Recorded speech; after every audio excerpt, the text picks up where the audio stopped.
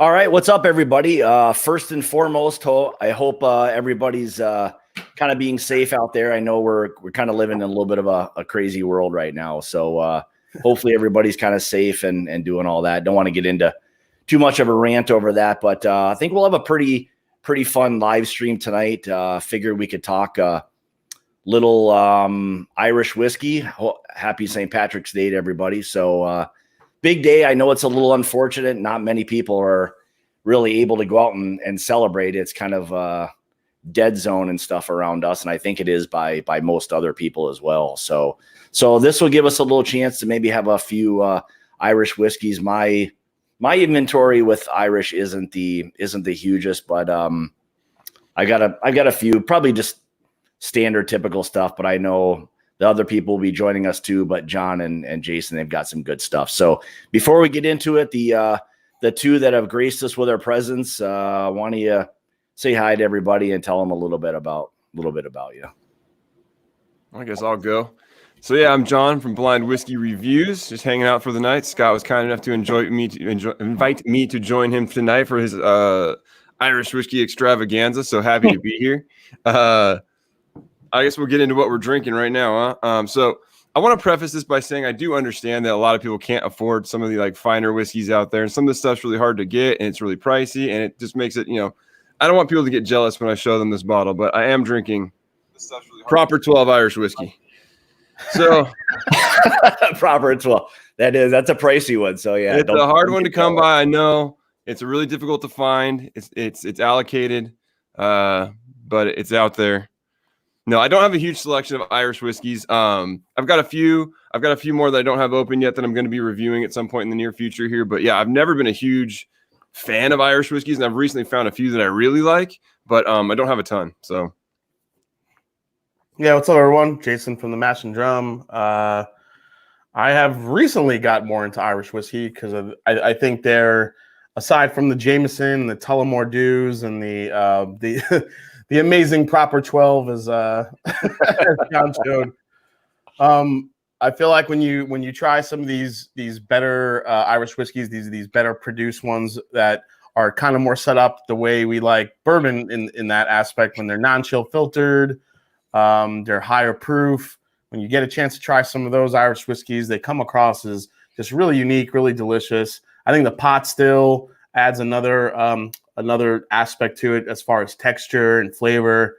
So I have a few here tonight, but Teeling, Red Spot, Yellow Spot, and Red Breast Cask Strength I have kind of on deck tonight. So I'm gonna start. And I've really been hearing a lot about the green, yellow, red spot, all that stuff. It really seems to kind of be a very popular, and I've never had any of them, but I've heard really good things about them. So yeah, I mean, they're non-chill filtered. A lot of them are mixed cask finishes, so they can get really interesting. I do love the Red Spot a lot. This is 15 years old. It's bourbon, sherry, and Marsala casks, non-chill filter. This is 46% ABV. I still think my favorite is the Yellow Spot, though. This is, and it might just be the cask maturation. This is bourbon, sherry, and Malaga cask, which is non-chill filtered too. So is it kind of where some of the Irish whiskeys, the higher end ones, are similar to what they'll do in the Scotch world, where they'll start to do a lot of interesting finishings and things like that? I mean, not necessarily. Sometimes you just have like Teeling, for instance, just released a pot still only Irish whiskey, which it's just higher ABV, non-chill filtration. Sometimes that's all you need to taste some of those really good flavors. Irish whiskey is kind of known for having the like that shortbread cookie type flavor to it. It's very sweet. It's very easy to sip. But when you up the proof a little bit, all these other different spice and textures start coming through a little bit. So yeah, okay, yeah, because I was very curious as to, with the Irish whiskey, is the trend for it to now be a little higher proof, cask strength, things along those lines, if that was more of a newer trend with Irish whiskey? Well, I think so. I think when it comes to the new Irish whiskey distilleries that are popping up, and even the other ones that have yet to come, there's going to be some really amazing stuff, I think, coming on the horizon. I mean, Irish whiskey is growing faster right now than bourbon is, so it's incredible. Yeah, and I believe it. I mean, it sounds like there's some interesting ones. So Patrick Fulmer, thanks for the $5 super chat. Says here's enough for a roll, single ply. We can get a double ply with the $5, so I'll definitely. So real quick, to not get off on anything crazy, but there's a place by us, a pizza place, that if you buy a large pizza, you get a free roll of TP. Seriously? Nice. Yeah, as bad as that is, I hate to admit it, but that's kind of brilliant. Yeah, it kind of is a little bit. So, yeah, let me real quick. Let me see who we've got in the chat. So we got Trev, Jason Coates, Linux Cat. How's it going? Again, Trev, Jason Coates, Wildlife Whiskey, Sam Clark, Robot Scott, Captain. How's it going, John? Sam Clark, Kirk Bollinger, Jim Miller, Will Henderson. How's it going, buddy? Go Habs. Some blind whiskey reviews guy. Wow. Screw that guy. Santa Cruz and Chris, how's it going? Hey, Coop. Whiskey Straight Al. 500 pizzas. Love that. Free 500 rolls of TP with that guy. There you go. Honest Charlie, always honest. Jason Coates. All right, so the other guys will be coming in. They're battling some other things. I know Matt will be in from ADHD in a little while. He was dealing with his kids. It seems kind of like the trend right now is that everybody's just stuck with their kids and homeschooling and doing everything that they can. So I give them a lot of credit for probably having the patience to have to deal with all of this stuff right now. So so John, you're drinking the Proper 12 right now? Proper 12. Proper 12. So like, okay, so that's not one I've actually had. So like for anybody who hasn't had, I mean, is it very similar to like a Jameson, something like that? I mean, I don't want to give Proper 12 its due. I reviewed it not that long ago, and I was super surprised by it because I'd heard terrible things about it. And I'm not trying to say that it's any kind of premium whiskey. It certainly is. I mean, it's a $20 bottle of whiskey, and you definitely get what you pay for. But I was really interested to find that it had like actually some decent flavors, some nice fruity characters. It's a little more fruity than I remember Jameson being. I'm not a big Jameson fan to begin with, but it was a little bit fruitier than that. And I definitely think that it's probably, if you tried Proper 12 when it came out like a couple of years ago, year and a half, 2 years ago, whenever that was, I have a big sneaking suspicion that they rushed that whiskey out. And as such, like the quality was really bad. And I think maybe over the last, year and a half since it came out, it's improved a bit, most likely, because I really don't think it's bad. Like it's got some decent fruit characters, a really nice like peach quality to it. Again, not great whiskey. I'm not trying to say that it is, but it's very drinkable and it's a budget pour, which you get what you paid for. It's good. And it's about $20 as well. $25, I think is kind of like the going price range for it. Okay. Yeah. I mean, that's like what I've got right here, the Jameson Cask Mates. This is the IPA. I know I've heard some mixed opinion on that. And I think it does. I mean, it does definitely have the tartness or that little slight bitterness of an IPA that's there. So I can see where maybe it's a little bit of a turnoff for some people who enjoy Irish whiskey because, like you guys said, it can be, it tends to be a little bit of honey and floral and fruity and, very smooth and a nice kind of rich characteristic to it. This is a little bit on the sour side. So I can see where this one's maybe not the most enjoyable for people. The IPA one seems to be kind of a love it or hate it one. What's up? What's up, Lenny's Cat? What's up, Whiskey Crusaders? How you doing, Matt? And Captain Make It Happen. What's up, buddy? And Whiskey Straight Al. Yeah, I agree on the IPA. I reviewed that long ago. That was probably like close to when I started the channel.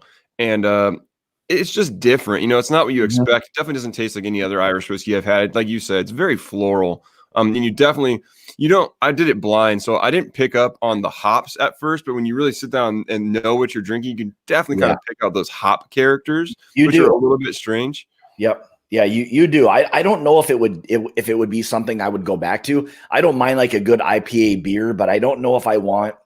I guess the more I thought about the IPA edition was that it kind of seemed to be a little bit counterintuitive in terms of the two blending together, that you've got the bitter hops with like kind of a sweeter, creamier Irish whiskey. And it just kind of, I don't know, and it's fine, but I wouldn't buy it again. So I wouldn't buy it again either. And actually, the one I liked better, actually, I have it right here, is the Castmates, the Stout Edition. Yeah, I've heard really good things about that. It's not really good, so don't let that. It's okay. It's better than your standard Jameson. It doesn't have any of the. I didn't find any of the stout characters in there. I was really looking for like that coffee, that chocolate to kind of just impart itself in there, and it really kind of didn't.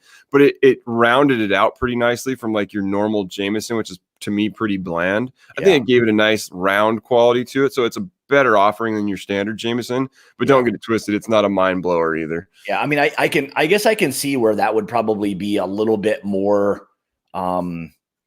Maybe a little more richer, like, the stouts can be tendency to be a little sweeter and things like that, and probably blend a little bit better. So, all right, Jason. So what are you drinking on right now? Is that the Red Spot?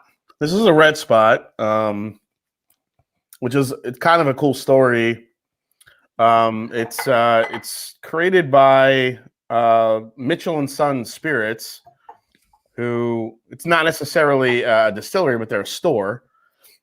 And what they do is they source some different casks, and the reason why it's named Red Spot, Yellow Spot is because that's how they mark the barrels. They put a big red spot on it, or they put a yellow spot on it to kind of, I guess, it's almost like a classification system of what's in the barrel. So this one ended up getting the red spot, the yellow, and then there's also the green spot too. And what are the differences between the spots, I guess? I mean, I just think it's the amount of years. I don't remember exactly why they started the spots. That was a while back when I did that review. I have to try to go back and. I mean, of the Red Spot, the Yellow Spot, like what are the whiskeys like? So the Red Spot is 15 years old and finished in bourbon, sherry, and marsala. The Yellow Spot is 12 years old, finished in sherry and Malaga and bourbon casks. And then you have the Green Spot, which I think is just straight up bourbon, I believe. Oh, wait a minute. You're meaning to tell me, Jason, that you don't just intuitively know all this stuff, that you actually do work and research to produce these videos that you put out? No way. Yes, I do. Yes, I do. I don't think people appreciate that enough. I don't think people appreciate. We were talking about this a little bit before the stream, but I don't think people appreciate how much work this dude puts in to doing all this research and kind of scripting this whole thing and giving you guys all this info, because that is not easy. I do not do it. If anyone wants a history on a whiskey, definitely go watch the Mash and Drum. He does a great job and puts a lot of effort into it. So big props to you, bud. No, I appreciate that. Yeah, that is. I mean, it definitely comes across as that, and it does. I mean, just for like John and I were talking prior, just the amount of work, and Matt knows, and everybody who does stuff in here, you realize how difficult just getting the time and editing and all that.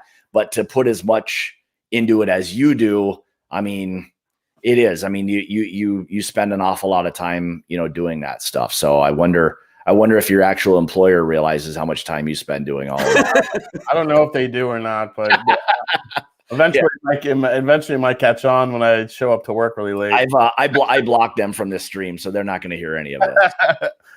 So I guess regarding like any of the other Irish whiskeys, do we want to wait a little while, or is there anything else you want to bust out, or anything else? I see you have Teeling next to you. Yeah, so I do. I've got now these are just and I got this one like the other day when I was out. I don't know anything about it. Kilbrin.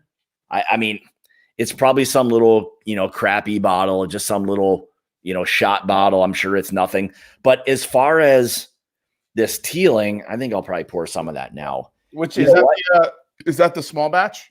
Yeah, this is just a small batch that's finished in the rum casks. And I'll tell you what, I think when I got this, I'm gonna say maybe 30 or $35, maybe. I don't remember. It's been about a year since I got it, so I don't recall how much I paid. But the one thing I would say is I really liked the richness, and I can see where when they're blending these Irish whiskeys that where the already blending with other sweet things really kind of play off each other like really well, like the rums, and I can see even the stouts or the sherries, things that are gonna like really play off each other like really, really well. So I mean, and this is the only tealing I've had, but I've seen like the reviews you guys have done for all the, I know Matt's done some tealing stuff, things like that. And I'll tell you, they all really sound like a really quality, whiskey. And I believe they're kind of newer or newish to the market. Is that right?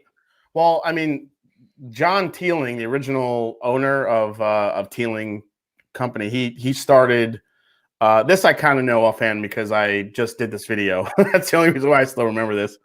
Yeah, back in I think it was like the 1970s. He opened up, I think it was like a potato factory or something like that, and he turned it into the Cooley Distillery, Cooley, and basically they were making whiskey for a bunch of different brands, and then eventually what happened is Beam Suntory came in, and I don't know if you guys know, but Jim Beam now owns. They bought the Cooley Distillery, but before they made the deal, or in the middle of making the deal, John Teeling's two sons convinced Beam to sell them like 16,000 casks that Cooley had in its warehouses, because they wanted to open their own distillery. And all they've done is they've opened the first, I think it's the only distillery, because in previous times there were a bunch of distilleries in Dublin, but they all closed. Now I think Teeling, unless a new one has opened within Dublin, I think Teeling, when it did open, was the only Irish whiskey distillery in Dublin at that time, which is really interesting when you think about Ireland. Only one distillery making Irish whiskey in Dublin, Ireland, which was pretty crazy. So really, yeah. So now they branched off and they're starting to make their own stuff. But when you see stuff like this that they came out with, I have one here, which is amazing. This is a Teeling whiskey single cask. This was it's primarily aged in chestnut casks. It's really, yeah. Whoa, almost lost it. Yeah, I mean, this is cask strength. It's 55.1% ABV. Wow. It's over 10 years old. I mean, it's amazing stuff. So the higher age single cask stuff that you see coming out of Teeling is the stuff that they bought from the Cooley Distillery way back when. And I learned from Donald Rance. I don't know if he's going to jump in, but he said that Cooley is known for having this very tropical pineapple, almost like fruit roll-up type flavor profile. And he couldn't be more right, because every Teeling I've had that has the older casks in it have that type of maturation and that type of flavor quality to it. The small batch that you're drinking, Scott, I believe is their own distillate, which is finished in rum casks. Okay, so that's the only one that they're producing right now themselves. No, they also just came out with a pot still. I believe that's all theirs. They have a single grain, which is theirs, and a single malt as well. And didn't you just did a Teeling thing, didn't you? Yeah. That's why I'm remembering all this right now. Okay. All right. Yeah. That's yeah. And I mean, it is. I mean, it was interesting. I remember like watching it and just kind of, thinking along while you were kind of describing all of those, and it just started, I started thinking like, geez, I mean, as new as this sounds like, I mean, they've really kind of knocked it out of the park. Like, I mean, people were really kind of digging the Teeling stuff. So yeah, I mean, it's non-chill filtered. It's a higher ABV, a lot of flavor. They do a lot of creative things with different grains, different distillations, different maturation. I mean, if you look at just their three bottles of their core line, I mean, the single grain, the single malt. I mean, you're drinking the small batch, which is a rum finish. Mm-hmm. The single grain is non-chill filtered. It is ex-Cabernet wine barrels in this one, but it's just one single grain of Irish whiskey. Then you have the single malt, which is not grain. Now we're going to a single malt character, and this is aged in I forgot what it is. There's like 3 or 4 different casks that they finished this stuff in, and it just gives it such a complexity.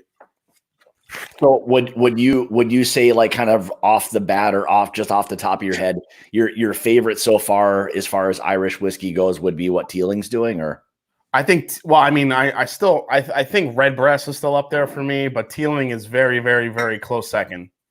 The Redbreast 12 cast strength is fantastic.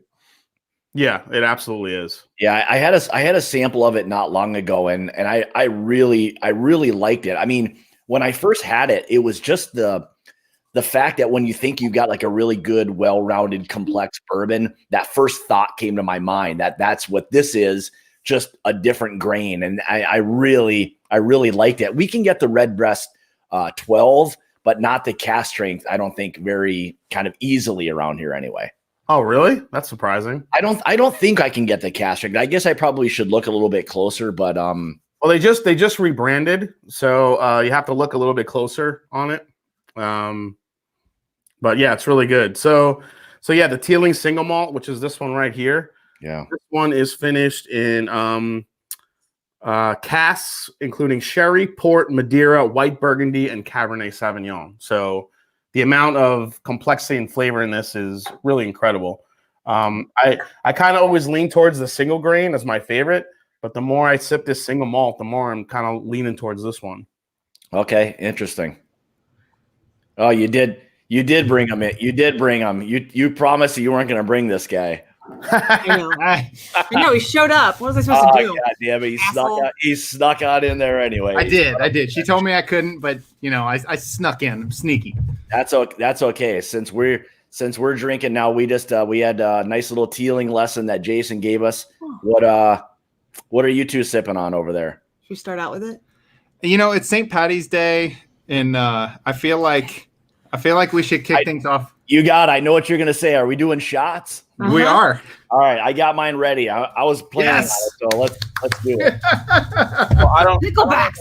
I don't have a shot glass down here, but I'll swig something from the bottle. There you go. All right. There you go. I'm good. Considering all the bars and stuff are closed, you gotta make your own party. Right. Yep, exactly. What are we doing? You guys were cutting out for a second there. Picklebacks. No, we're not doing that. We're doing that. That's disgusting. What's a pickleback? It's a shot of Jameson followed by a shot of pickle juice. It's no good. No. We just learned about it. That sounds like an illegal sex move. Well, it kind of is, and we're kinky, so I'm telling you, as a law enforcement officer, there are no illegal sex moves. Yeah. I know if somebody said pickleback me, I'd say get the hell out of here. I doubted this combination, and then we did it. Kind of works. And I wanted 8 more. Really? Mm-hmm. Oh. All right. That's the other thing. I'm not a huge pickle fan, so that probably. That could be a problem. All right. I have some Jameson's to go because when I was in college, when I did shots, I always did it with Jameson, so I'm right with there with you. It seems like that's kind of the tradition for the most part. So, If you're gonna shoot Irish, it's got to be Jameson. it kind of does.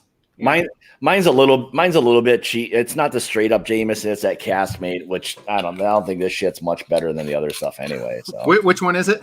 it's just that the IPA one. Oh, okay. Yeah, we I got know- that one down here. I know we were Definitely talking better about than regular Jameson. That's kind of a love-hate one too. So, but Yeah. The as far as the Castmates, those stout one's pretty good. yeah, John's got that one with us, or with him. All right, we're doing this. All right. We gotta do a little Irish Day blessing. May Okay. your troubles be less. May your blessings be more. May you marry happily and not marry a whore. Sorry. What could possibly go wrong? Woo. Oh, yeah. Cheers. Oh, That's it's so good. That's It's the kinda game.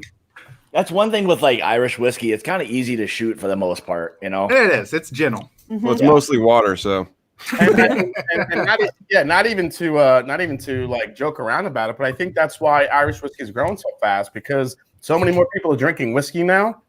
That Irish whiskey is a great starter to get into the category, whether you're going 40% or not. So I think that's why Irish whiskey is growing so fast, and now you have with that growth, now you have all these other companies coming in, all these other great distilleries making really high quality, higher proof, more flavorful stuff that's just really bringing it to another level. Yeah. I mean, it's very approachable. I mean, It is. It's nice and floral, and yeah, I wish I had this stuff. I feel so bad. Go out to the store. Go get some. Are your stores open still? Your stores, our stores are closing. Well, I think our liquor store closes at 8 we can get stuff, but like the only place I think I could get it that's like halfway decent price is like Costco, and there's like 1 million people waiting to get into Costco. I think. Right. Yeah, they're waiting for tomorrow my morning gosh, yeah. already tonight. It's ridiculous right now. So Yeah. I literally toilet paper. Yeah, I literally baked bread last night because I couldn't buy bread, so I baked. Oh my gosh. Loaves of bread. it I was, made banana bread the other day. And then I went to the store today, and guess what? They got bread back in. I was like, damn it. yeah. Assholes. But I'll bet your homemade bread is better than that store-bought shit anyway. Oh, it's totally better. Yeah. I bet a nice little slice of banana bread with a nice pour of Jack Daniel's single barrel strength would be good. Oh, yes. Hey, is anyone in here, speaking of Irish, you guys fans of Irish soda bread? I've been hearing a lot of like love-hate relationships with Irish soda bread. Do you guys like Irish soda bread? I don't know what it is. It's bread made with like seltzer water in it. It's like soda bread. What's it do? I mean, what's the like? Make it tart or sour or what? I don't know. It makes it fucking soda. I don't know. Soda, yeah. I don't even, Jason already got that shot to his head.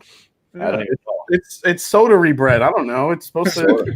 It makes it like very light, and I don't know. It has a very distinctive flavor to it. But it's really good with like some apple jam on it and an Irish whiskey. It's perfect. I mean, based on that explanation, it sounds like you know what the fuck it is, actually. So Yeah.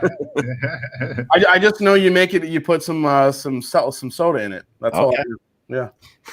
Will Henderson, that sounds pretty basic. I got to tell you, just going from my first pour of the night being a pickleback to followed up by This is so good. Redbreast 12 cask strength. This is just like heaven in my mouth. Honestly, it's just delicious. Yeah. I've got to get one. And what's I'm the price? working my way up there. I got one. I'm working my way up. How much are they? It's on the shelves at my local liquor store right now for $80. Oh, that's not bad.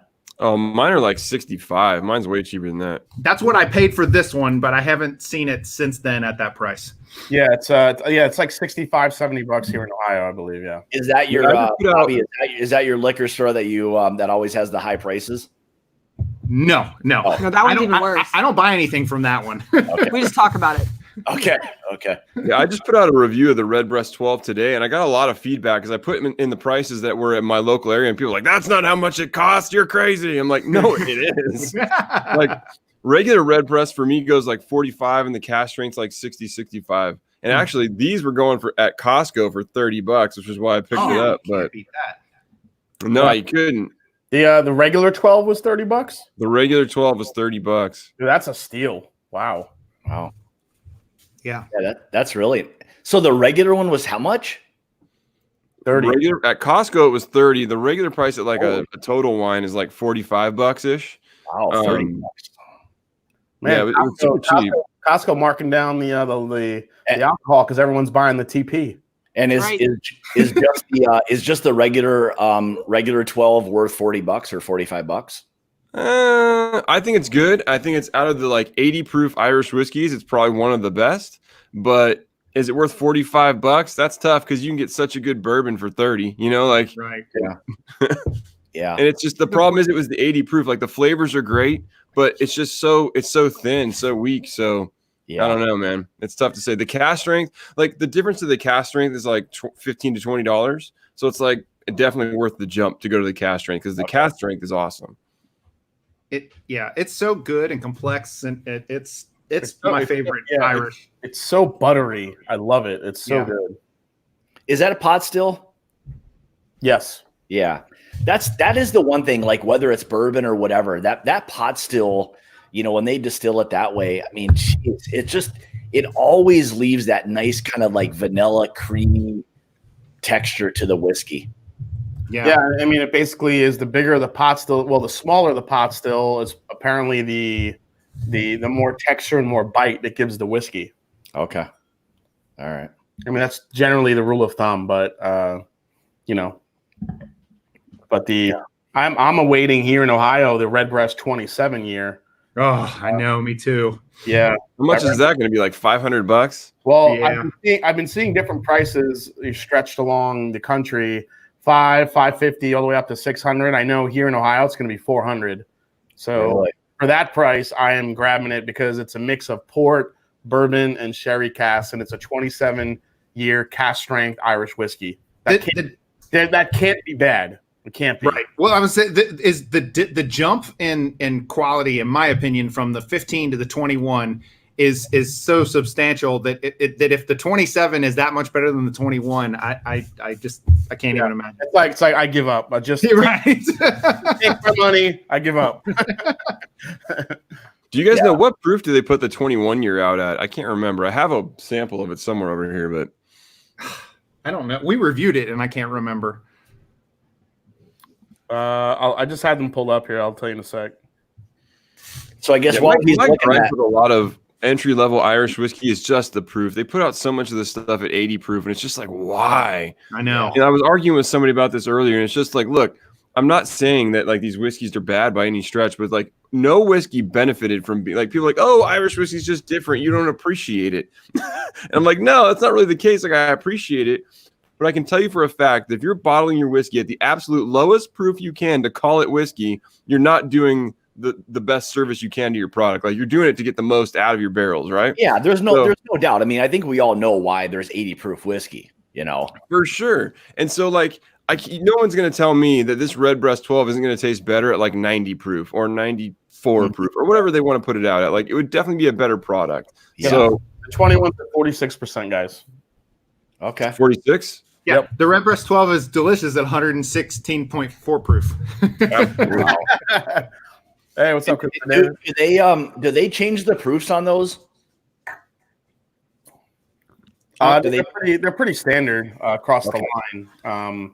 The only times like you see them change is when they release the cask strains, because sometimes that fluctuates. But other than that, they generally stay the same. Okay. So Like this company here, which makes, when I was first getting into Irish whiskey, I thought this stuff was delicious, which is like the Tullamore Dews. yeah. I mean, this is a 15-year-old trilogy, which is a triple cask finish. But I mean, you start trying other stuff, it's 80 proof and it kills it. Yeah. Yeah, that's the problem with anything that's like 80 proof or whatever it may be. Once you taste something like you guys were describing before, that the Redbreast cask strength, I mean, once you taste the complexity of something, it's really difficult to go back the other direction, you know. Yeah. Yeah, I want to taste my whiskey in general, you know. So Yeah. I think Irish whiskey's kind of done itself a disservice to some extent too, because of like their price model. Like all the entry level Irish whiskeys all suck. Like they're really disgusting. Like That patty is fucking nasty. Sam, I hate Sam, that this shit. this patty, this is a $17 bottle. It's a Sazerac product. It's been around for like 200 years. And Sam hates it. I, however, think this is a good like sit on Budget. your porch over ice summer, cool you off, refreshing drink. Okay. But like there's a lot of entry level Irish whiskey where it's like, look, the stuff that comes out at like $20-$25, most of it just isn't good. It's not good whiskey, right? It's not going to attract anybody to the category. Like, oh, I got to have more Irish whiskey because this $20 bottle is good. Whereas you go to Scotch and, you know, Scotch, you can get a decent bottle for $25-$30. It's not great, but it's decent. Or, you know, bourbon, you can go get Evan Williams bottled in bond for $15. And it's, again, a decent pour. Like, it's pretty good. I don't know that there is that for Irish whiskey. At least I don't know which one it is, but they don't have that, like those few, you know, really good value bottles that are just going to grab you and pull you in and make you want more. Yeah, you can get Heaven Hill 6-year bottle and oh wait. Still a sore subject. Still a sore subject. Yeah, please don't bring that up. I'll get on my soapbox. You're still sour about it. I saw you. You were a bit angry in that video. There's no doubt about that. Oh, he was. I know, the best was when you said, really what I want to do is make a Molotov cocktail out of it, but I feel like that would have been safe. Yeah. Well, yeah. Molotov cocktail and then piss out the fire. Yeah. Yeah, or it was like you were gonna set your house on fire or your fire pit or something like that. Or whatever. I know my limits. Yeah, He wanted to. I wouldn't even let him pour it down the drain. He wanted to pour it down the toilet and film it. And I'm like, no, dumbass, this is good. Yeah. Give it away if you're that angry. Yeah. I agreed in that video. I agreed with both of your points on a lot of the things. Like I get it because we know it was $12 at one point, and now to buy it for $40, it's different. But like Sam was saying in the video, the bottle looks better, and we all know that, part of that is the marketing and how it looks, and it says 7 years old on it. I mean, it's who they're going after. So Oh yeah. Hey, it is a very solid $25 bottle of whiskey that you can buy for $45. Oh yeah, see, I agree with Wildlife and Whiskey. He said I wish Jameson Black Barrel would be a higher proof. If you guys haven't had the Jameson Black Barrel, that's a really nice Irish whiskey. But yeah, if that one was higher proof, that thing would be stellar. Yes. I mean, the Jameson, I have a bottle of that I've been meaning to. I've had it forever, and I need to review it, but I haven't yet. Jameson 18-year-old, they freaking put it 40 proof, which absolutely kills me. But they had the Jameson Bow Street, which is a special release where you could find that's cast strength, and I wish all Jameson was that delicious. It's really good. I've had a couple Jameson products that I thought were really, really good, like fantastic stuff. Yeah, their standard release, like Jameson, is just. I mean, you ask me, it's garbage. It's terrible. Yeah, they have the three blenders editions that you see on the shelf. The Cooper's Cruise, I forgot the name of the other two, but those are higher ABV, and all three of those are pretty distinctive. They're a little pricey. They get up to about $65-$70, but they're pretty good. who owns Jameson? Do they own themselves, or like is there Jameson owns Jameson, I believe. Okay. I didn't know if they had like a huge backer, big conglomerate or something behind them or whatever. But John Jameson Import Company, New York, New York. Product of Middleton Cork Company, Ireland. Oh, that's what the bottle says. Cork, they're kind of known for their like cream liqueurs. I think they're Irish cream. I think County Cork. Yeah. I think. All right, I was wearing this green flannel. I can't do it anymore. It's hot. I'm in California, damn it. It's Bobby more didn't even play up to try. 90 degrees. Here's my hot one shirt. Everybody who lives in like the coolest places all have t-shirts on. The guy who lives where it's 100 degrees has a flannel on. Hey, I'm supporting the brand, damn it. That's okay. This was my undershirt from work. I just I haven't changed yet and stripped down, and here I am. Yeah, we had to. Today was a wash the clothes day because he arrested a violent felon. So that's fun. Got a little I have shreddy, that shirt. I fully support that shirt. I have that shirt. That criminal allowed you to have shreddy balls. Mm-hmm. Right. Goddamn. I know. Which he Fucking couldn't asshole. appropriately dry because he didn't have any extra toilet paper. Exactly. So what's all right? So what are you guys drinking now? What are you saying, Bob? What are you guys drinking? I need something. I'm not drinking that bullshit. I'm finishing my cast strength, and I'm going Green Spot. I love Green Spot. It was my Oh. first Irish whiskey that I actually was one of the first whiskeys that I said didn't suck. Yeah, true. I don't know if it was the first, but it was close. It was up there. And just for Sam, I'm gonna switch to Patty. Fuck you. All right, good. I'm glad you're going with a shitty one too, because I'm going to go with a Total Wine Special from Kilburn. Kilburn. This is what this shit is. We don't have Total Well, Wine here. And I can tell you, after drinking the Redbreast, this is just gonna be like Yeah, Piss water. just garbage water. Fucking piss you're water. definitely going in the wrong direction. I know. Yeah, you did that wrong. Yeah. You Oh did. yeah. So Sam has the Green Spot right there, which is Okay. 10 years old. And Sam, what is that aged in on the bottle? Is that just ex-bourbon or is that something else too? I It don't remember. is. I don't remember. Wait for it. Triple distilled, matured and bottled. It doesn't say right there. But I'm a dumbass, so Oh, usually it says on the front, so it's probably just ex-bourbon cask. Yeah, I don't think it says. I don't think it says either. Mitchell and Sons want fine. Mm-mm. Oh yeah, see Donald Rance is in the chat. He's the bourbon Donald don't know, Irish whiskey Yoda's here. Yeah, I he know. knows. but he doesn't have an Irish accent. I get it that he's from Canada, but I think he should have an Irish accent. It's very fucked up. You just Not want him hearing to talk. acquire one somehow. Just I just, Yes. yes, fake it. Looking to I don't fucking care. appropriate it. Yeah. So Sam, you like the green spot or what? So I have to go back to it because when I had it the first time, I don't think I gagged it down. You liked it because it wasn't harsh. It wasn't harsh. You liked it because it was gentle. But now I prefer everything to be harsh and like a, give it to me harder type of deal. But so I don't know. We're gonna find out right now. So out of the guys here, maybe Scott doesn't know because he doesn't have as much Irish whiskey. But what is your favorite 80 proof Irish whiskey? Like for me, Redbreast 12 takes it out of the 80 proof line. But what's your favorite? Okay, Any other ones out there that that's kind of 80 proof? 80 proof. The Really? 12 year is the standard. Yeah. Interesting. Okay. All right. Yeah, This is 80. And you know what? I'm back to it. I do like the green spot. Do you? It tastes completely almost like a spicier 7-Up. Like there's not a whole lot of flavor to it, but it's enough that it makes me happy in my heart. All right.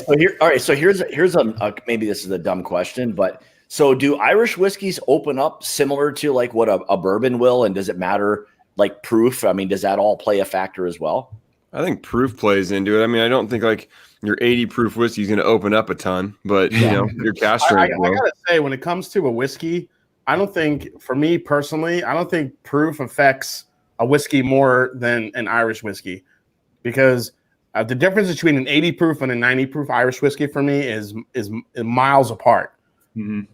I mean, you could say that about some bourbons, but some bourbons, like those flavors will just get a little bit stronger. But I feel like with Irish whiskey, you just start picking up little different nuances when it goes up in proof. Huh. Interesting. What were you gonna say is your favorite 80 proof? Honestly, I don't drink a lot of Irish. Gun to my head, I do really like the Jameson Stout, but I don't. I would have a hard time picking an 80 proofer to be my What favorite. was the Signet? Is that Irish? That's Scotch. Oh, that was good. Yes, that's a really good bottle. So here, Bobby, I got a question for you. So regarding that stout, that Jameson Stout edition. Oh no, you said stout, not the IPA. You said right. Well, we've had both. We have the IPA. Okay, I think the stout is Yeah, the stout far tastes superior. better. We drank that. Yeah, well, like I was saying before you guys got on, that the IPA edition, I don't think the sweetness of the Irish like blends very well with that like hoppy tartness that they were kind of going weird. for. Yeah. It's a little weird, that's for sure. So We call it unique in the whiskey reviewing business. yeah, unique. Yeah, so Jameson is owned by Pernod Ricard, or however you say. Okay. They own Jameson, Redbreast, Green Spot, and Middleton. Oh, sorry, I Oh, fucking they own lied. all of them. Good. And Pernod, they own like a bunch of bourbon brands, I think. They own some bourbon brands too. Yep. Yeah. I think they own a lot of like Canadian brands too, don't they?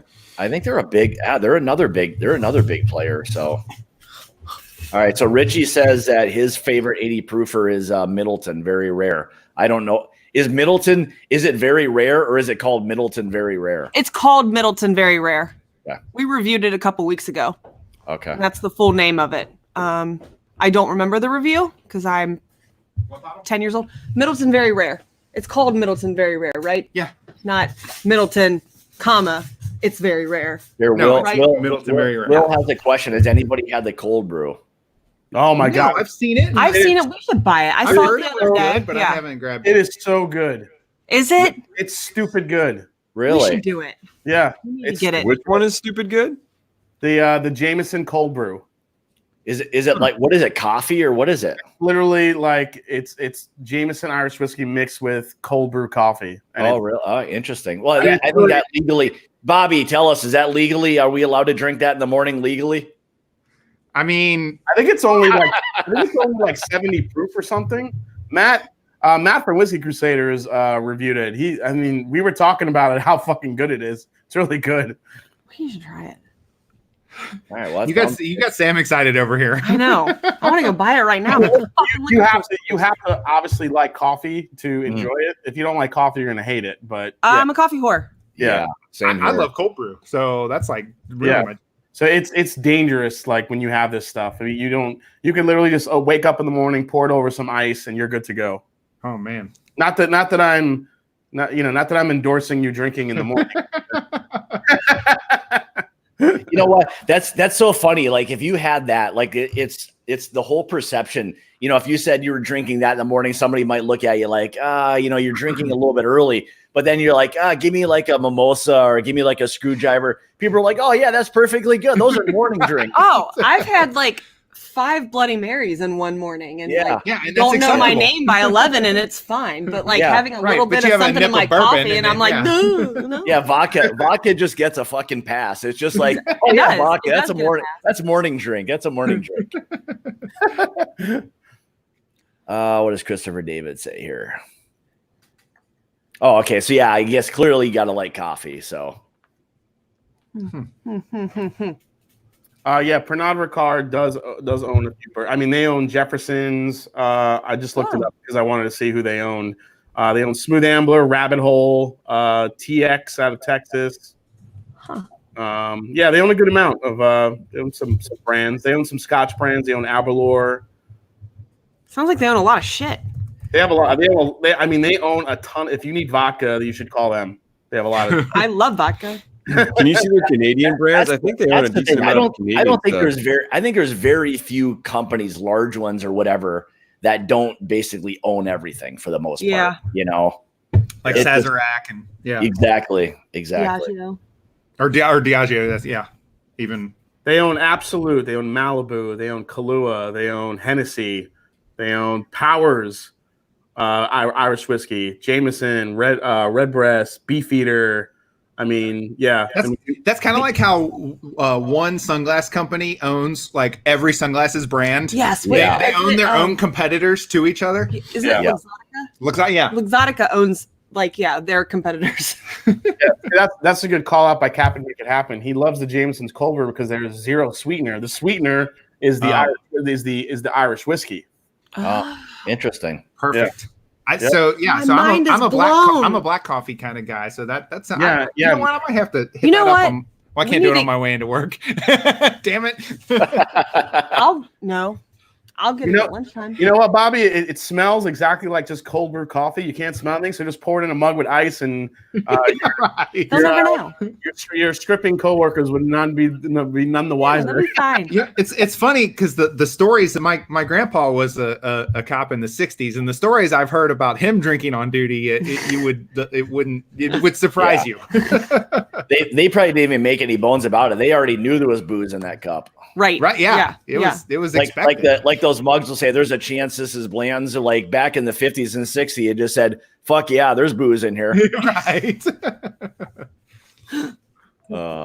I didn't know they did Jefferson's. My buddy works for Pernod. Yeah, they own Jefferson's. Yeah, speaking of Jefferson's, we keep getting we got our whiskey or our bourbon shipment in today here in my store here today, and they had the Jefferson's Voyage, I think 17, which keeps like popping up.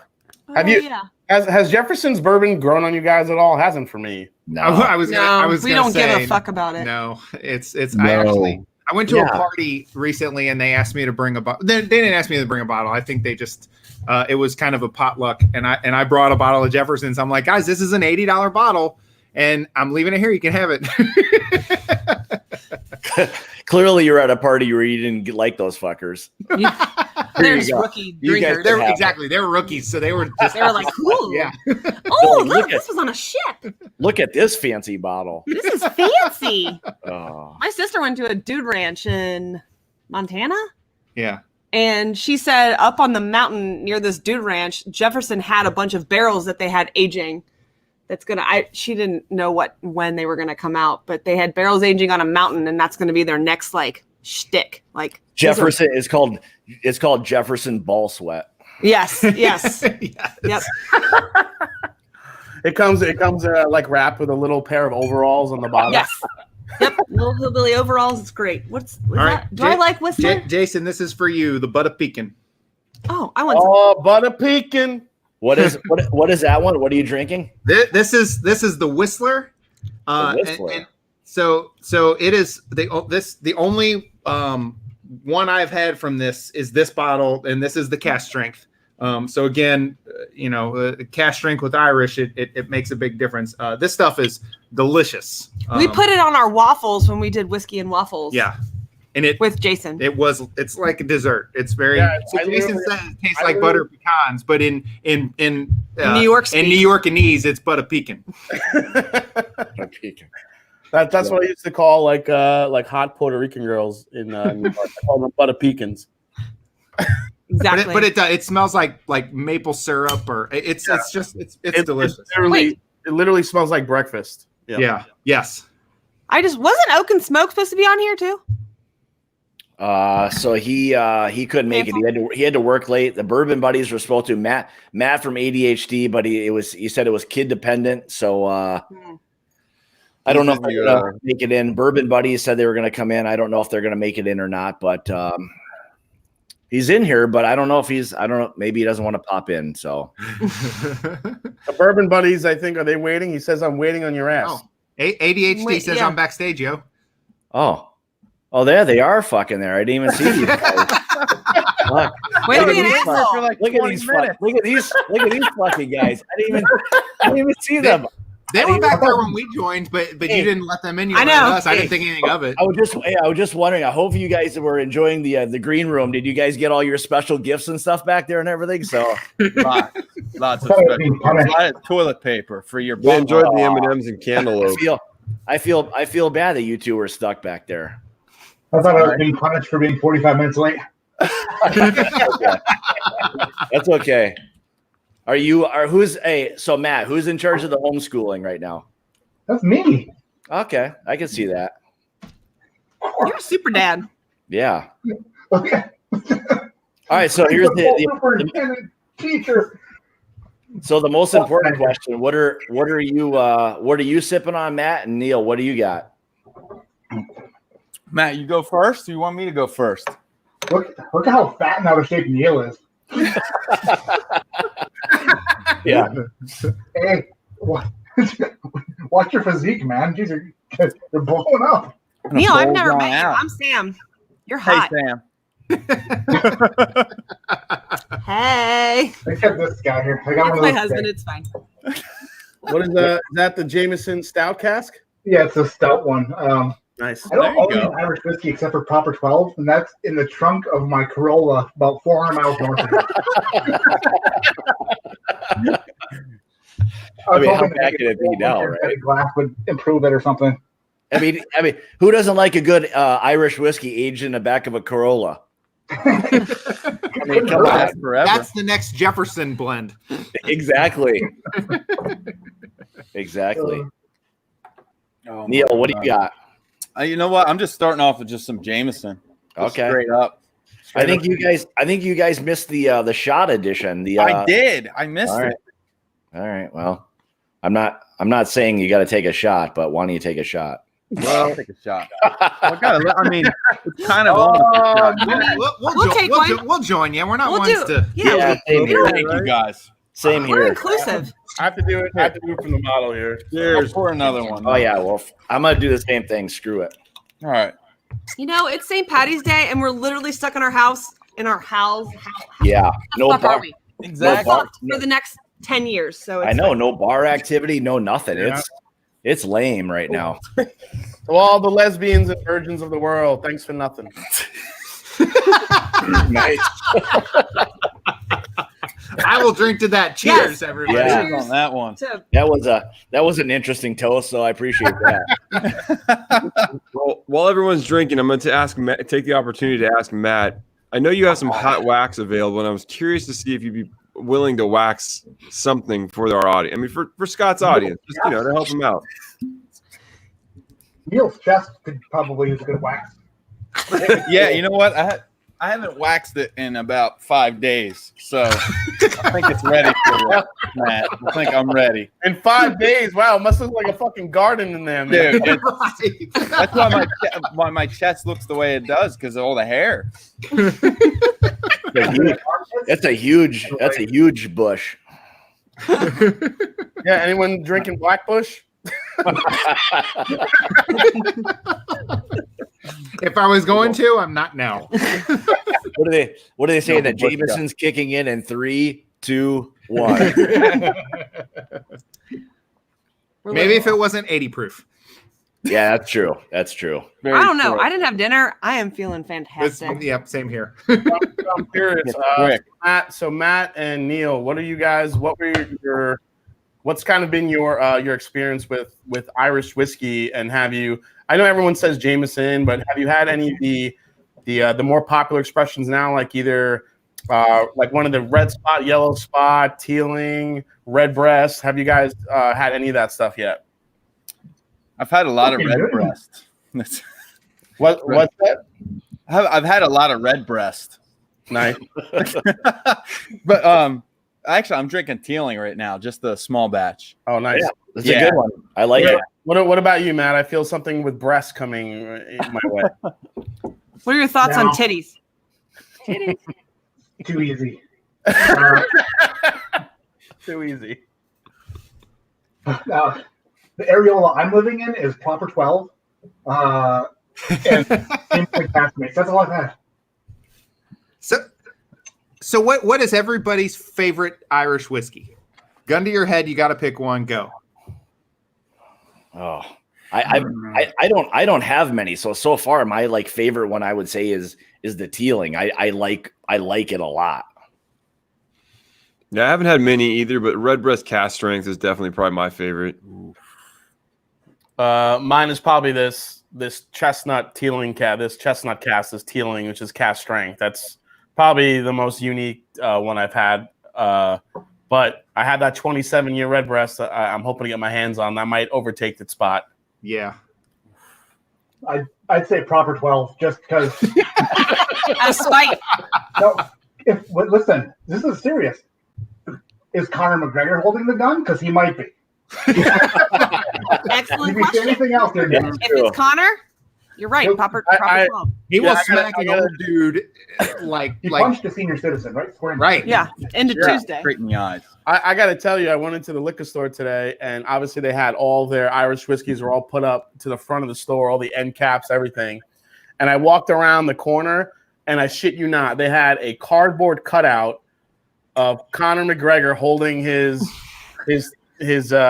thing, and it scared the shit out of me. I almost kicked. Is his thing that big? It's a big old thing. Neil, what's yours? Actually, I yeah, like try Connell 15, which Jeff, the better half of me. The other hot one. the other one. The other buddy. He loves that. He loves that. So he kind of turned me on to that, and that's delicious. And that's finished in the Madeira cask. yep. Oh my Yeah, God. that's good stuff. It just seems like it's a like maybe a newer. And I don't know if this is the case or not, but whether it's a newer thing, that just seems like the Irish whiskeys, they're really starting to do a lot of finishings in them now. Yeah. I think you have to. I think that's a thing right now to make yourself Yeah. set yourself apart and not just do the barrel shit. If you want to compete with bourbon, you have to have flavor. Well, yeah, flavor is a thing, right? And the whole triple distilled doesn't help you in the flavor department. So you Right. got to do something to provide extra flavor to your whiskey and make yourself unique. So finishing is the only thing you can do. Yeah, but, Right. but also you can't use finishing as a way to hide bad whiskey. So True. I think if you can make a proper, no pun intended, but if you can make a proper Irish whiskey just using using grain, distillation, pot still, and it be delicious, and then use the different castings to accent that, then you have something. I think it's the same way in bourbon. You can't have a shit bourbon and then start finishing in all these different casks. Yeah. Just hide the youth of it, and I think that's true for any whiskey. What are you talking about? There's like 1,000 new distilleries. That's exactly what they do. That is Shit whiskey exactly- with a But I finish. also No, think that's they're what trying I'm saying. Yeah, I that's think they're trying to get to women. I think women are a big demographic in all of the whiskey world that is up and coming, and they're trying to. If you add a flavor to anything, bitches want it.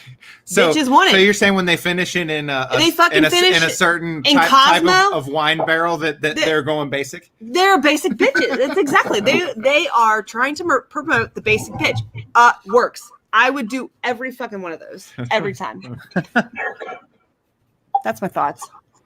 Well, yeah, that's something you can just about finish like I mean, it in anything, and people will flock over this stuff nowadays. So Yeah. you know, Well, it's like Whether- flavored. It's like throwing out that you have new strawberry ice cream. You know, like But you know what? if you Here's the only thing. sold vanilla, but now you have strawberry, people are going to buy the fucking strawberry, even if you don't like you know strawberry. what? And here's the thing. So like with that, to take that one more step is that if you start out with like a really good like whiskey and finish it off, like I mean, it's so good. That's the other thing. Like everybody thinks of like it a lot of times just being like masking the flavor because it's something shit. But we all know like you get something that's finished really well and it's killer. Oh yeah. Right. Oh Yeah, it can be a Absolutely. game changer. Yeah. Mm-hmm. right. But you can't. It's got to be a good whiskey. Yeah. Finished. Right. Oh, yeah. It can't be. You can't polish a turd.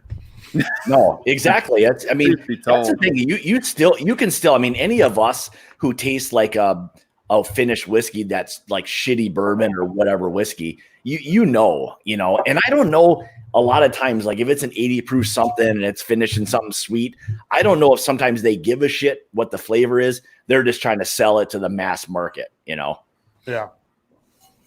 I'd be curious to know too. Out of all the genres of whiskey that there is out there, is Irish whiskey anyone's favorite? Because I No. don't think that it is. So, Other Irish than, whiskey in a weird spot, right? Other than Donald, what's his name? Donald Rance. Donald Rance. I got it. Ronald. Ronald. All right.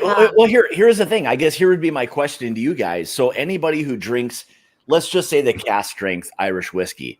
I mean, if you had that to compare something equal to like a bourbon or whatever it may be, which one would you go towards from a complexity standpoint?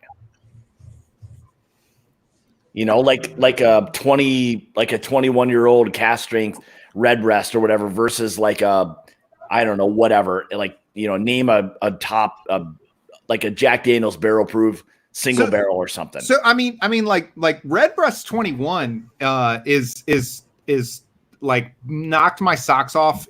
I would put it in my top 5 whiskeys all time, but it's like a $200 bottle too. So I mean, and there's so many. I feel like I would have to turn in my Kentucky card, my driver's license, if I wasn't a bourbon guy. Yeah. Anyway, Yeah. So Maybe that's just being in the state. Yeah. Top 5 all time is pretty legit though. That's a bold. I love statement. it. It blew me away. Which one? Redbreast 21. Oh, yeah, that shit's good. It is. It is. Yeah. Yeah, Redbreast 21 is delicious. It's. And Yeah. and it's kind of for you guys, it's on par with like a high-end complex bourbon. Yeah. Absolutely. Yeah. I would agree too. Because bourbon, like after 12 years, 13 years old, some of that stuff can get really woodsy and funky. Yeah. Right. Yeah. That 8 to 12 is that sweet spot. Yeah. Yeah, 8 to 12, I think, is kind of a sweet spot. Some stuff can get really good in that 15, 18-year range, depending on how it aged. Right. But, just like any good scotch that gets into those 20-year ranges, I think, I don't know, something with Irish whiskey just really plays to age and proof. And just all those flavors just come out. And it can be really, you could really try some incredible Irish whiskeys that can be pretty life-changing. But unfortunately, the ones that they're just not so easy to acquire, like you can get a good bourbon. I think that's the issue. Well, like Redbreast 21, I just looked it up right now. At my local Total Wine is $250. Jesus. It's not a cheap bottle of whiskey. Nobody's No, gonna it's buy not. that. You're not gonna It's pay not. that for an Irish. And right. It's. I love it. It's amazing. It's awesome. But Is it $250 good? The bottle that I drank it from, I didn't own. So like that's part of it for sure. But I mean, I think all of us could probably say, and again, I haven't tried the Redbreast 21. I have a couple ounces somewhere behind me over here. But I mean, for a top 5 whiskey, would you pay $250? I probably would. Yeah. Yeah, that's I guess that's the thing. Like I mean, nowadays, I mean, most of the bourbons, these good ones and new brands and stuff, 200, 250, it's not even an uncommon thing anymore. No, So, Forgate, everything's been 200. yeah. Right. Yeah, And Forgate's Forgate's a great good. example. That's one thing I would say about Forgate. Like, So those guys, far, their whiskey's fantastic, but Yeah. it's all $200+ a bottle. That's crazy. yeah. Mhm. So I bought a Bushmills 21. But, yeah. And that was a gift to my stepdad, but we drank some of it obviously together, and that's his favorite, and that to me, and that was I think I spent $369. No, it was like maybe 310 or something, and to me that was more like in the green spot area. It just didn't have enough flavor for me to really.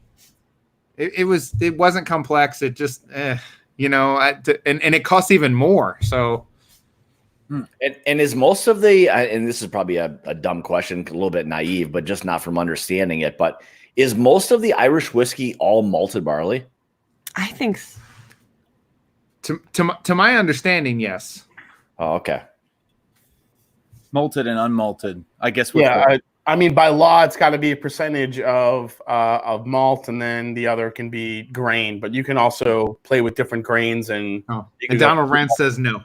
Yeah. Okay, yeah. So I mean, that was going to be that was going to be my question. Is like, what from Irish whiskey? I mean, outside of the region, of course, from like Scotland and Ireland and all that. What makes Irish whiskey and like Scotch, again, outside of the region part of it, different from each other? Like if one's malted barley, like what's the difference between the two? I mean, I think like the triple distillation has a bit to do with it. Like Irish whiskey is kind of like, I think Irish whiskey ends up being a little bit neutral in terms of like the grain bill or the mash bill. And then it's kind of what they do to it after, and the quality of the ingredients they use, and their ability to distill it that maybe makes the difference. But like Irish whiskey, if you get like standard Jameson, I keep talking about, but it's bland. It's not bad whiskey. It just doesn't have a lot of flavor. So I think if you start with a rather blank palate, it's just kind of what you do it after the fact, or the quality of the ingredients that you use. Yeah, I mean, I think for me, like most of the Irish whiskey, again, I mean, it's very limited. But I mean, a lot of it has that very sweet and kind of creamy, kind of floral profile for the most part. So I think that comes with the triple distillation, because then for whatever reason, I think that just kind of makes it nice and soft, and it makes it. I get a lot of buttery notes out of an Irish whiskey, typically. Yeah. And I think that kind of plays with the triple distillation. Yeah, I can definitely see that, because like when you smell it, you get that like kind of. I always think of like when I think of buttery, I always think of like that buttered popcorn. For some reason, you get that note or whatever. Yeah, that's what's exciting though about the new distilleries that are opening now. That they're challenging the status quo. It's not just triple distilled and using your typical grain bill anymore. Now they're doing different things. They're doing double distillation instead of triple. They're using different size pot stills. They're doing finishing. They're upping the proof. There's so much more interest and interesting things they're doing with Irish whiskey now. Yeah. Well, I mean, I think it's just everybody's trying to kind of keep up with the Joneses, so to speak. It's also like bourbon. The more Irish whiskeys I try, the more styles you start picking up. Yeah. Like we know Jim Beam Heaven Hill to kind of have a nutty characteristic when it comes to bourbon. Mm-hmm. Four Roses can be a little bit more floral, a little bit more spicy. Buffalo Trace has like that inherent sweetness that's in their bourbons. Dickel has the famous, Flintstone Vitamins, profile to it. When you try enough Irish whiskeys, you see the profiles too start to kind of jump out of the glass as well. I think my main issue with Irish whiskey, I would say, is so far, I mean, again, limited in terms of what I've tried, but it's so sweet. There's just this candy sweetness that I have a hard time like going to it, outside of like wanting something that's oaky and like bold and spicy that you get from a good bourbon, Yeah, I don't know. I don't find Irish whiskey to be overly sweet, really. I mean, it's slightly sweet. It's usually pretty light, What? Wrong. He told you were wrong. No. Taste is subjective, but I you're don't wrong. find it overly sweet. I mean, it definitely is a sweet whiskey. It definitely has a lot of fruity characters to it. It definitely has a lot of. It's a light whiskey, so maybe the sweetness stands out. I don't find it overly sweet though. I mean, I think there's way more cloyingly sweet bourbons than there is Irish whiskeys. I mean, there's tons of bourbon where it's like, Jesus, like that's crazy. Yeah, but remember, Angel's Envy is a good example of like a bourbon that's just incredibly sweet. and like it's bordering too much. But I mean, that's just me. And I think that's the thing. I think Irish whiskey, flavor profile wise, falls in between somewhere between Scotch and bourbon. It's not. Yeah. I don't feel like it's as sweet as bourbon, but it's also not as malt heavy as Scotch can be. Mhm. Even though some Scotches can be very sweet depending on the cask maturation. But I think if you're just doing just a straight up Scotch, just matured in straight bourbon barrels, Irish whiskey, just straight up with that buttery sweetness to it, and then you have just a straight bourbon, just with all that corn, you're gonna have it just kind of all those levels of sweetness kind of run down the gamut. I guess the question too is like if Irish whiskey starts like venturing out and doing different things to kind of be unique, at what point is it no longer like I don't know the definition of Irish whiskey or even if there is one, but at what point is it not Irish whiskey anymore? Like at what point is it just I mean, you could be very close to Scotch. I mean, obviously, like geographically, they're very close to Scotland, right? So, I mean, they could do things and make themselves into a very Scotch-like character. But it's just like, what keeps Irish whiskey unique if they keep kind of trying to be unique and develop what they're doing and change what they're doing? I don't know. Yeah, that's actually a good question for Donald because he would probably know more than we Yes. would. It's funny because everybody in this chat, we're all bourbon people. Like bourbon is our wheelhouse. Yeah. Bourbon people. And Everyone we're just fucking guessing just on Irish. defer to Donald Rance. Yep, Donald, what you He think? knows a lot. Yeah, I've only been studying Irish whiskey a little bit recently, and I've actually leaned on Donald a little bit to make sure that my research was correct. So he's been pretty helpful in that aspect. Yeah, it is one of those spirits that it's just unique. I mean, it's got its own thing. I mean, everybody, there's probably a lot of people who really enjoy a good Irish whiskey, and I get it. You can see where it has its place for sure. So, yeah, I think it's good. I think I love the I love what's happening in Irish whiskey right now. It's a lot more. It's becoming a lot more interesting. I think there's going to be more stuff coming out. I think on the live stream, the last one Donald was on, he jumped on. We were talking about I think it was it Blackwater Distillery that's doing some incredible things. It's a newer distillery that's supposed to be coming out with some great stuff. So I think the best is yet to come in the world of Irish whiskey, honestly. well, and that's the one nice part about just all the different whiskeys is that if you're in the mood for something different, you've got that option. And it's doesn't always have to be bourbon or Scotch or Irish or whatever it may be. It's nice. Apparently, Scott from Scotch Has Dummies, his wife is drinking all his Irish whiskey. She loves it. Yeah, she likes that. Yeah. That's the so I'm sure Scott is seeing my dilemma. Like I thought it was cool to get Sam into drinking whiskey, and now she drinks my whiskey, and it's not so great. Yeah. Dumbass. That was the same. That was the same with mine. Up until I would say a year and a half, maybe 2 years max, she didn't want anything to do with it. We went to Kentucky one time. She started drinking there, and now it's like now she's just wants My all husband my made me stuff. start a Down YouTube in the bottle. Yeah. So It's fine. Yeah, I started a YouTube channel just so she would be okay with me buying whatever bottles I wanted. Yeah. I didn't think she would start drinking them. I never thought I would like backfire. it. Never. no, Listen, it's man, kind of. It is Yeah. pretty cool though. That is the nice part. I wanted her to get into it. I'm sure the same thing with you, Bobby. You wanted her to enjoy something that you did, and it's kind of cool.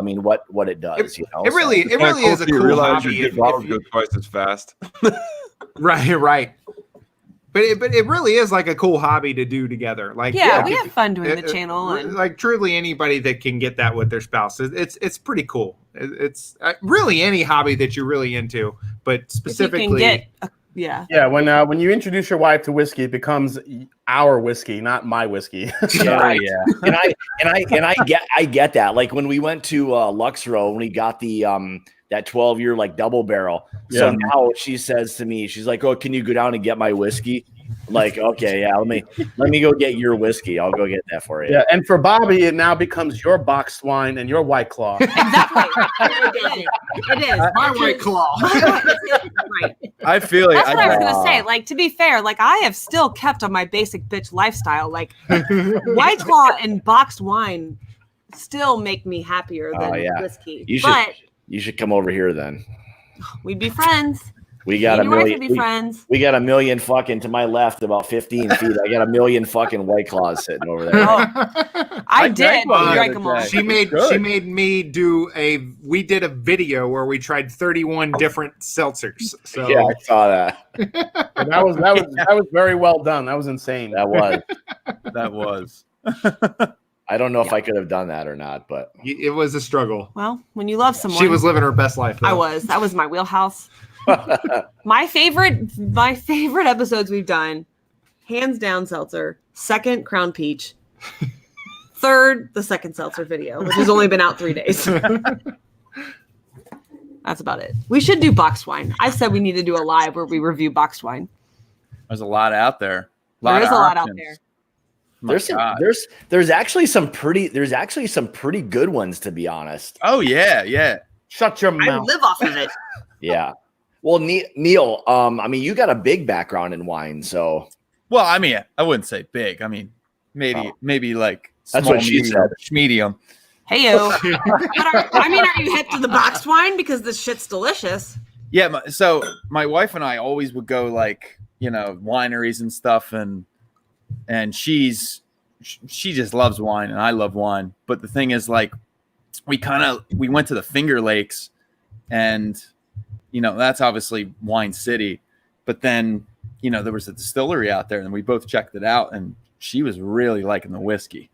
So we bought a bottle together and just kind of share that now. So it's really nice. I mean, I like that she's into whiskey. She's into like just trying all kinds of different things. If I put like, whatever in front of her, she's going to go for it, which is fantastic. yeah.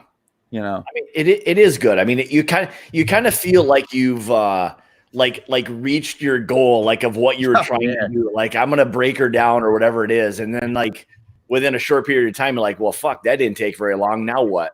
Yeah. It really, if you have a woman willing, and we've talked about doing this video, I'm trying to figure it out. I don't know, but like, if you really want a girl to enjoy whiskey with you, it can be done. But they have to want to do it. Yeah. Yeah. Well, you just it just comes with practice. Like you guys all know that. It's literally an acquired taste. Like it beer, really is. It's very much like your videos. Like when you go back and watch the first ones, and when you sipped on some of those, and your face was like what everybody looked like when they tasted it. Like I didn't fake any of that. We've been called fake. Like people have said that I faked. I did not fake. I fucking hated it. I thought I thought the channel would go nowhere because I was like, I'm never going to like this. I went back recently and looked at some of our older videos, and the faces that she made, it was I still belly laugh thinking about it, but like it really, like, to get past that, the only way you can do it is just do it. That really is just try a bunch of different things. You've just got to get past that heat. That's the problem, is that like, that burn right away. That burn hurts, and once you realize that's leads to your worries. At first, that burn is all you get, and then once you get past that, and you realize the amazing complexities and the different tastes and flavors, and well, and that was the thing I said to my wife, was like, I'm like, here, you're gonna try this, and it's gonna burn like you just drank gasoline, but just trust me on this. Take like a second or third sip, and you'll see exactly what I mean. And it was just kind of baby steps, and then it got to the point where she understood that it was like you take a small sip and then you kind of just acclimate yourself. So yeah, I would tell the story that I got my mom to drinking friggin' whiskey. She started with Angel's Envy. Now she's drinking like Elijah Craig Barrel Proof. What about speaking of ladies, what about your lady friend? She getting into whiskey at all, or? Ooh. Yeah. No, not yet. She's willing to try some, but we haven't like whipped out the Angel's Envy yet for her to try. But Jason, she's still in the picture? Yeah, absolutely. It's going great. Yeah. Okay. Dude, congratulations. That's awesome. I'm happy for you, but I'm jealous of her. You know how I am. Yeah, she's cool about it. She's like, yeah, I'm willing to try some whiskey when you're ready. So I'm like, all right. Don't let her do it. Take it all for yourself. Yeah. I think he's got enough to share. Yeah, He has more than enough to share. I need someone to help me drink all this shit. I think we all do. It's a problem. Jason, I'll come over and help you. If that's all you need. Bobby and Sam, you guys are welcome anytime you want to come out. I've seen your collection. If you need help, I am first in line. I have slept at your house, Jason. I know. You couldn't drink that night though. I know. I need to come back and get drunk with you. Yeah. I might hit on you more though. That's a problem. Seriously. I'm just kidding. It was a joke. It was, Bobby but it wasn't. It wasn't a joke though. All right, what do we got here? All right, so we're Awkward silence is what we have. Awkward. Yeah. Oh, yeah, I love all Nailed it. Fucking nailed it. What All right, so happened? do you guys want to keep going? I know Dan's going right now, so I didn't know if anybody. Yeah, I think Dan and Klein are on right now. Yeah, they're on right now. So I think they came on 20 minutes or so ago. So all right, well, I guess with that, thanks everybody for coming on. We can jump over and check out to Dan's stuff. So I guess before we leave, do you guys want to just tell a little bit about your channel and we'll kind of wrap her up. Sure. Whoever wants to go, awkward All right, silence. we'll go. We'll kick it off. So this Sunday, anybody who does watch our channel knows that my good friend Larry, who owns the local bar that is our watering hole, he been does shut down. He does a lot for our channel. He is currently shut down. He is a really He doesn't serve food, so everybody's like, why doesn't he serve? Why doesn't he do so takeout? He doesn't serve food. It's a small bar, small business. So being shut down is hitting him hard. So this Sunday we are going to do a fundraiser for him. So we've got some things in line for that. Some giveaways, some fun stuff, some raffles, and some yeah. So I'm going to post a link for that here soon, and that will be this Sunday evening, probably about 9:30 after it's bourbon night if they go live. All right, you guys, can you have guests on, because I'd love to come on and support. Absolutely. Yes. We were Jason, guests. Larry loves you. So he that would loves you. That would make his night. Mm-hmm. Yeah, I'd love to come on and talk to Larry. Is he going to be on with you guys or no?